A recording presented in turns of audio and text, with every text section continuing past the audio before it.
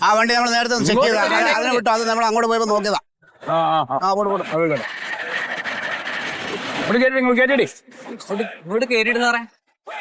എന്തെങ്ങനെ പരിഗി കളിക്കണ മുമ്പില് മടിയുണ്ടല്ലോ. പേപ്പേഴ്സ് എല്ലാം ഉണ്ടോ? എല്ലാ പേപ്പറും ഉണ്ട് സാറേ.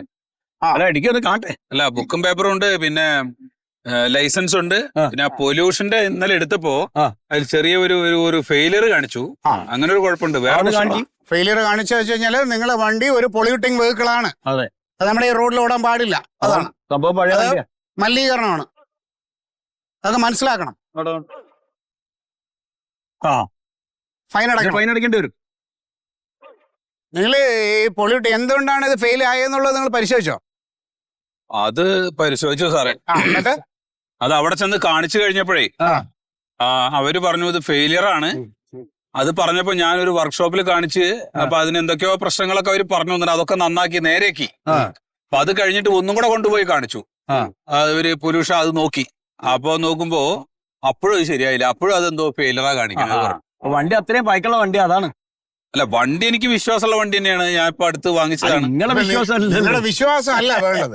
നമ്മൾ സർക്കാർ ഓരോ നിയമങ്ങളും ഉണ്ടാക്കി വെച്ചിട്ടുണ്ട്, അത് പാലിക്കാനുള്ളതാണ്. ഇതെന്ന് പറഞ്ഞ മലിനീകരണം, ഈ പുക ശ്വസിച്ചു കഴിഞ്ഞാൽ ആൾക്കാർക്ക് പലതരം രോഗങ്ങളുണ്ടാവും. അപ്പൊ ഇത് ഭയങ്കര ഭീകരമായ ഒരു അവസ്ഥയാണത്. നിങ്ങൾക്ക് തന്നെ നിങ്ങളെ ബാധിക്കും. നിങ്ങൾ ഇതൊന്നും ഉപയോഗിക്കണാണ്. അല്ല സാർ മാറ്റണം. അതിന് ഫൈൻ അടയ്ക്കണം. 1500 കൊടുത്തേക്ക്. ഓ ഫൈനൊക്കെ എന്തായാലും ഞാൻ തരാം. ഫൈനൊക്കെ എന്തായാലും അടക്കണല്ലോ. പിന്നെ ഒരു കാര്യമുണ്ട് സാറേ. അതെ, കയ്യിൽ പൈസ ഇല്ല, അല്ലെങ്കിൽ പെറ്റി കുറച്ച് തരണമെന്ന് പറയാനാണെങ്കിൽ അതൊന്നും വേണ്ട, പൈസ അടയ്ക്കും. ഗൂഗിൾ പേ നടക്കൂലേ? അതൊന്നും അല്ല. അതായത് ഇപ്പൊ ഈ പുതുതായിട്ട് ഇറങ്ങുന്ന വാഹനങ്ങൾക്കൊന്നും ഈ പിന്നെ പൊല്യൂഷൻ സർട്ടിഫിക്കറ്റിന്റെ ആവശ്യമില്ല. മലിനീകരണം ഇല്ലാത്ത രീതിയിലാണ് അതിന്റെ ടെക്നോളജി. അപ്പൊ അതല്ലാത്ത പഴയ വാഹനങ്ങൾ ഉണ്ടല്ലോ, ആ പഴയ വാഹനങ്ങളിൽ ഇത് നടപ്പിലാക്കണമെന്നാണ് കേന്ദ്ര സർക്കാർ പറഞ്ഞിട്ടുള്ളൂ. ഇത് ഇവിടെ സ്റ്റേറ്റ് ഗവൺമെന്റ് കേട്ട പാതി കേൾക്കാത്ത പാതി എല്ലാ വാഹനങ്ങളിലും ഇത് നടപ്പാക്കുക. അപ്പൊ അത് കാരണമാണ് ഇപ്പൊ എന്നെ പോലുള്ള ആളുകൾ കുടുങ്ങിയത്. അല്ല നിങ്ങൾ കൂടുതൽ ഡയലോഗ് അടിക്കാൻ നിങ്ങൾ പൈസ അടിക്കും. അതെ, പൈസ എന്തായാലും ഞാൻ തരണല്ലോ. എന്തായാലും അത് നിങ്ങൾ കൊണ്ടുപോകും. നിങ്ങളുടെ പേരെന്താണ്? എന്റെ പേര് സത്യശീലൻ. സത്യശീലൻ. ഞാനൊരു മാഷാണ്. ഒരു സ്കൂളിലെ മാഷ. നിയമം എല്ലാ മാഷന്മാർക്കും ബാധകമാണ്. ഓ നിയമൊക്കെ ബാധകമാണല്ലോ. KL 0505889071. ഇതൊക്കെ ചെയ്യും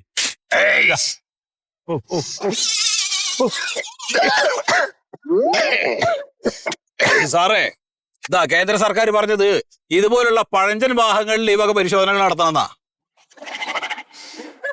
പേപ്പർ വണ്ടി എടു, എന്നാ തൊപ്പിയെടു.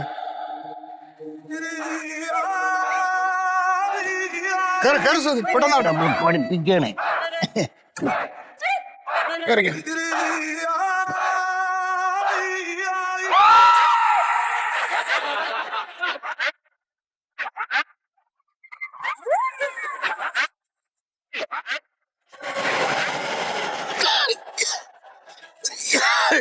അയ്യോ